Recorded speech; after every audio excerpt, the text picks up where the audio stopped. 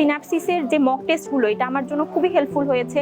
ওনাদের মক টেস্টগুলো দিলে আমার টোটাল যে ওভারঅল যে একটা রিভাইজ হয়েছে, যখন আমি ওনাদের মক টেস্টগুলোতে নাম্বারটা ভালো আসতো বা পাস মার্ক আসতো, তখন আমার কনফিডেন্সটা অনেক গ্রো করতো।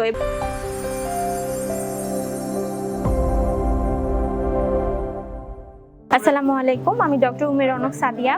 আমি সিনাপসিসের কম্বাইন্ড ব্যাচে ভর্তি আছি।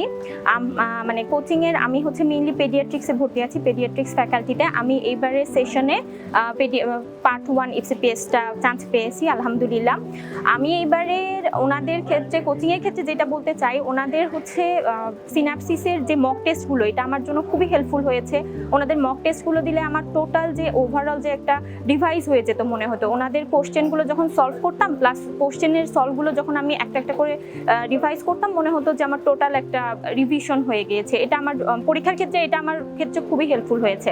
আর পরীক্ষার আগ মুহূর্তে যখন আমি ওনাদের মক টেস্টগুলো দিয়েছি, তখন দেখা যেত যে যখন আমি ওনাদের মক টেস্টগুলোতে নাম্বারটা ভালো আসতো বা পাস মার্ক আসতো, তখন আমার কনফিডেন্সটা অনেক গ্রো করতো এবং তখন মনে হতো না যে ঠিক আছে, হয়তো এবার হয়ে যাবে।